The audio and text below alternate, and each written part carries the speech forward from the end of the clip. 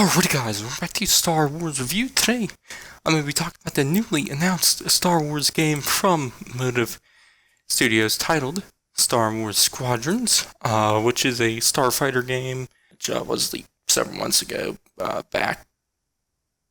I believe it was titled Project Maverick originally, which during the weekend it was officially revealed, and yesterday a trailer and some details were also revealed, which, is that it'll be a 5v5 multiplayer starfighter game, but there will be a story mode.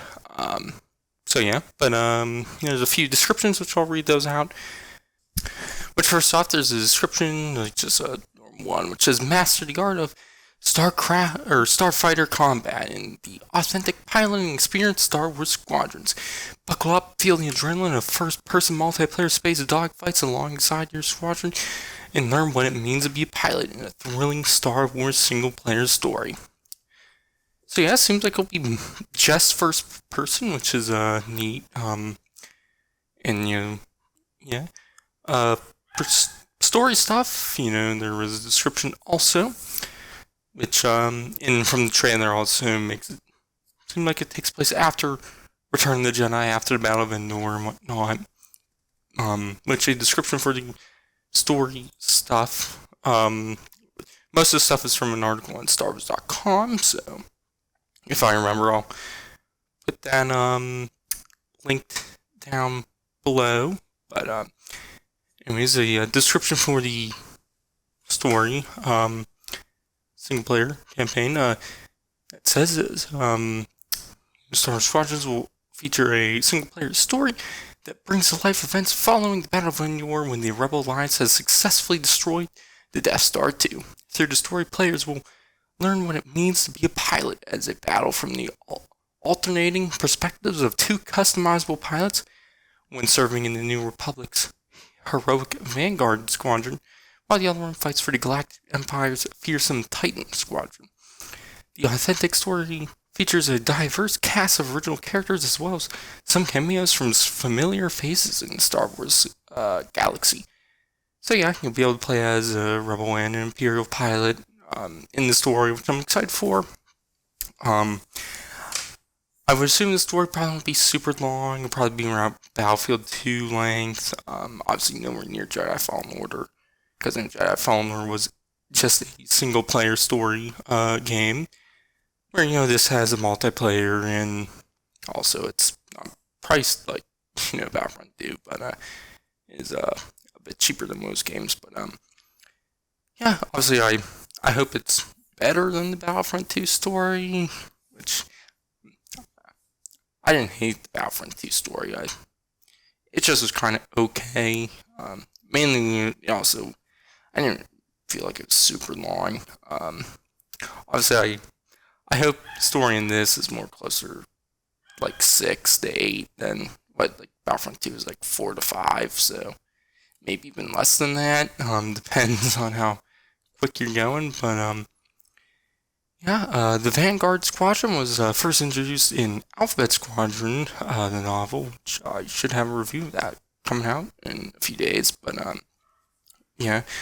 and Titan Squadron is something brand new to the game. So yeah, and the trailer had a lot of the visuals. It seemed like it was mostly gonna be the stuff they showed was gonna be the stuff we see in the story mode.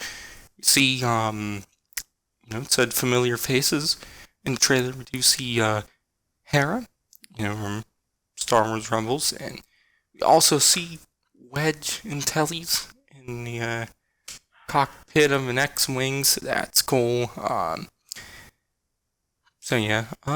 Definitely interested in all that, and seems like the trailer shows off the two characters we'll be playing as, pretty, like the two random X-Wing and TIE Fighter pilots that show the most, seems like two characters we'll be playing as in the game, so, like I said, I'm interested in that kind of alternating thing, seeing how, different both factions are.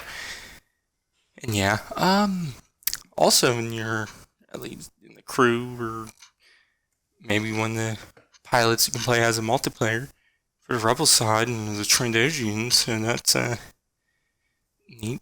Play as a Rebel Trandoshan. There's another alien too. I forget what it was, but yeah.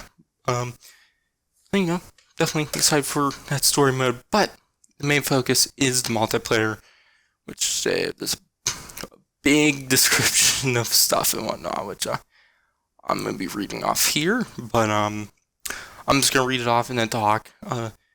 Which it says the first Star Wars space combat game to be released in the year. Star Wars Squadrons will feature deep craft customization, in-depth strategy, gripping gameplay modes, and gripping gameplay modes. In Star Wars Squadrons, players will enlist as starfighter pilots, stepping into the cockpit of legendary starfighters from both the New Republic and Imperial fleets. They'll plan skirmishes with their squadron in the briefing room before taking off to space battles across the galaxy. Players will engage in strategic 5v5 multiplayer space battles with the goal of demolishing the opposing flagship in fleet battles, and feel the rush of first-person multiplayer combat as they work with their squadron and execute the best tactics to defeat as many opponents as possible in dogfights. Pilots will triumph as a team, adjusting the composition of their squadrons to suit their playstyles as they progress, crushing their opponents and completing objectives across known and never-before-seen locations, including the gas giant of Yavin Prime and the shattered moon of Galatian. I don't know. Presented in first-person, Star Wars Squadrons is truly immersive, and gamers can play it entirely in virtual reality on PlayStation 4 and PC. As players move up the ranks, they'll earn components to modify and enhance their starfighters, such as weapons, hulls, engines, and shields, gain cosmetic items to customize their cockpit, ship exteriors, flight suits, and helmets, and receive bonuses, all unlocked via gameplay in a clear path for progression. In addition, players will be able to squad up with their friends and play against others regardless of platform, as crossplay will be supported on Xbox One, PS4, PC, and VR. So yeah, I'm excited for the crossplay, but definitely excited. This gameplay seems very highly strategic, and I'm really into that. I love strategy games. Obviously, one thing with multiplayer strategy can be a bit harder, because when you're if you're playing like a game like XCOM 2 or Civilization or 6 or really any of the XCOMs or Civilization games or any other strategy game, most of them are single player, and it's very much just oh yeah. But it definitely seems interesting. Obviously, there's some competitive games where Rainbow Six Siege is one that's pretty strategic. I haven't played that, so yeah, but I'm definitely interested in that aspect, and beforehand, in that, laying out your strategy beforehand is a neat idea. Definitely, if you're playing with people who aren't on voice chat, I'm not always someone who wants to be on voice chat all the time, so yeah, but, definitely excited for that.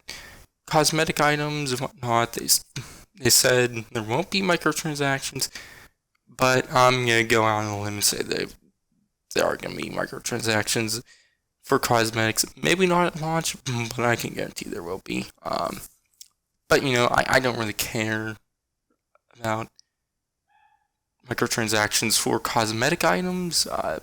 Definitely when they're not loot boxes.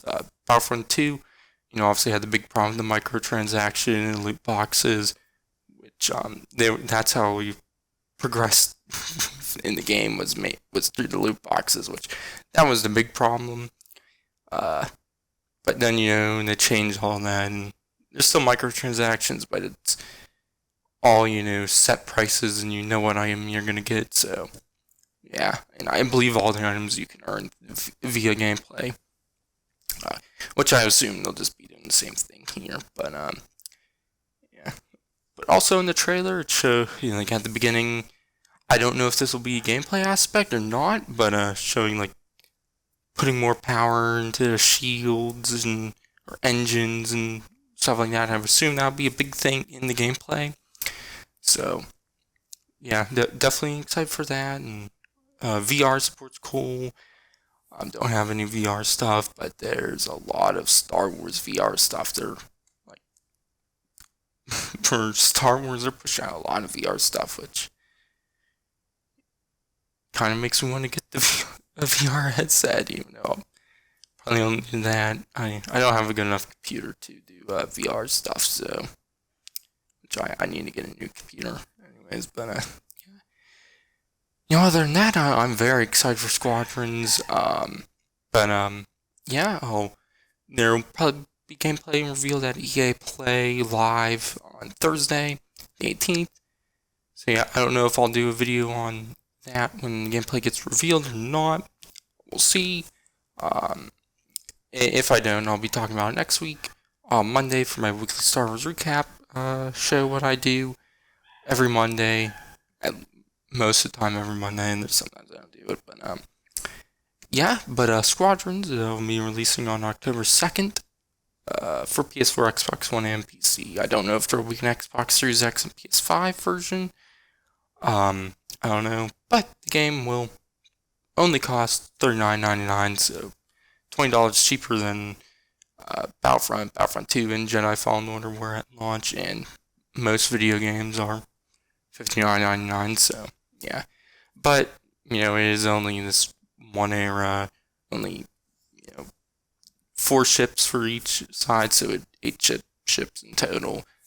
I don't know, obviously, how many maps. I would assume a decent bit, probably at least 10 different maps, maybe even more. But it would be cool if they do add prequel and sequel era content. But I don't know, they might just. If it's popular enough, then I can guarantee they'll add that. Or just maybe do a sequel eventually, like Battlefront 2, and add prequel and sequel era content. But yeah, other than that, there wasn't much else to say for that. There's a few other Star Wars news stuff I want to mention real quick. I'm not going to go really in depth, but Star Wars Celebration Anaheim 2020 was officially canceled. But if you bought tickets, you'll be able to either get your money back or transfer them to Star Wars Celebration Anaheim 2022 tickets, which they announced that will take place on August 18th through 21st, 2022 in Anaheim. So no word on a digital event placement, but I'm just going to say they probably won't do one. And for any announcements, let's do it at random, or maybe even the digital San Diego Comic-Con event. But yeah, and there's a few more details on The Empire Strikes Back from a certain point of view, detailing 5 stories and announcing every single author. I'm not going to go super in-depth to the stories and the amount of authors right now, but like the stories, there's one that features Dengar and IG-88, the Tauntauns, the Dark Side Cave on Dagobah, which is interesting, Ugnaught, and an Imperial Star Destroyer, or Starship.